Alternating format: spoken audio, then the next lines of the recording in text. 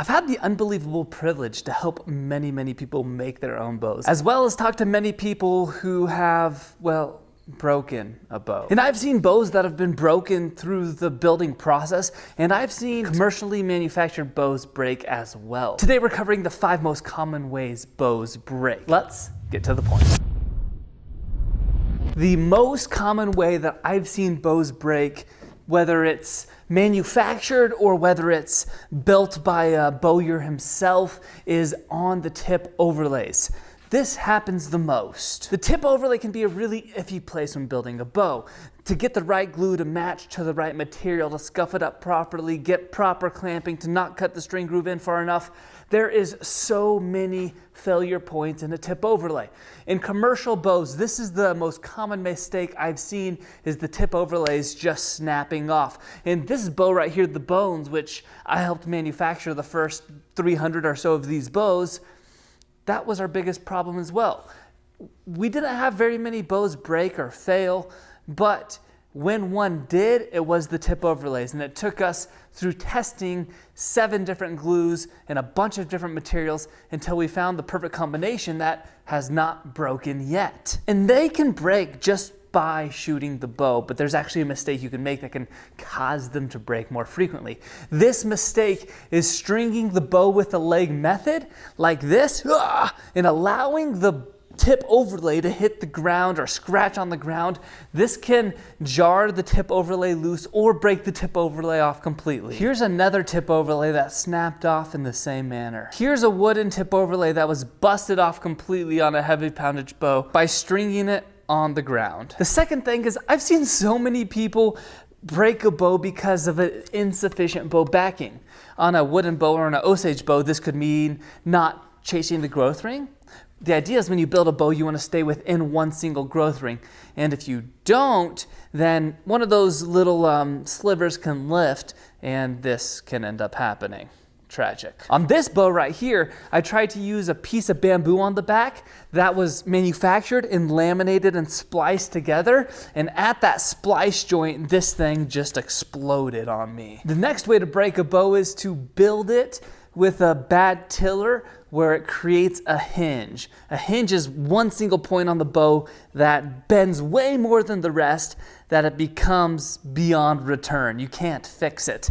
So for example, on this bow, a hinge started to create right there at the handle, which is the most common place for a hinge to happen.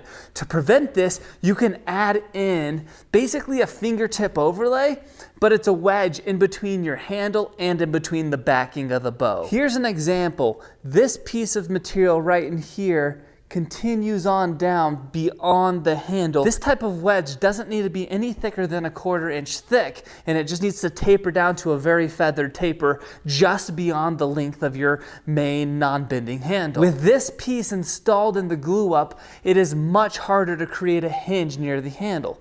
The other thing you can do is, well, just glue on a handle as normal and just be really careful around here. If I've seen 100 bows break in the limbs, about 75% to 80%, I would guess, breaks right near the handle. The fourth way to break a bow is to leave your bow in a car in Arizona all summer long, chilling in the trunk or any hot climate. I had a friend leave his Samick Sage in a car, and when we took it out of the car and strung it, the glue line started to literally separate, and the limb had twisted completely like cattywampus. And I haven't seen this a ton, but in extreme environments, in a car, over 120, 130, 160 degrees, the limbs and the glue can fail depending on what was used, and that's not good. So don't let it get in extreme heat. On the flip side, extreme cold, no issues. I've seen no issues at all. Now, I've only tested this down to about -25 Fahrenheit. That's pretty cold, but no issues at all.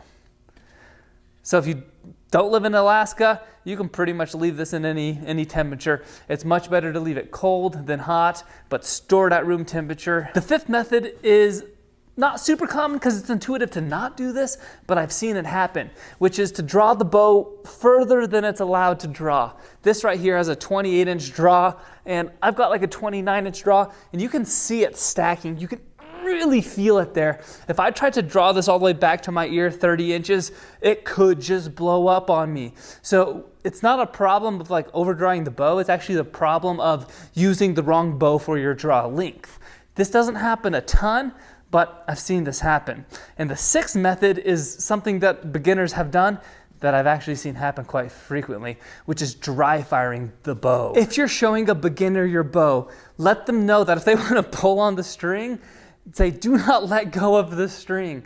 It's, don't be mean about it. Why would they know any differently? It's a bow. Aren't you supposed to pull it back and let go? So I'm not saying that they should know this automatically, but just be like, hey, yeah, here, check it out. And like, yeah, you can pull it back. Just hold on to the string, because if you let go of it, it can hurt the bow. So just hold on to it and let it down.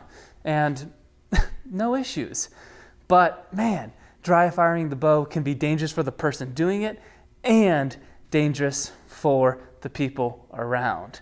So don't dry fire bows. Not a good idea. Thanks for watching. Those are the 6 most common ways I see bows break. Avoid those. Take care of your equipment, and you'll have a great time. Thanks for watching. Stay shatterproof, and I'll see you on the next video.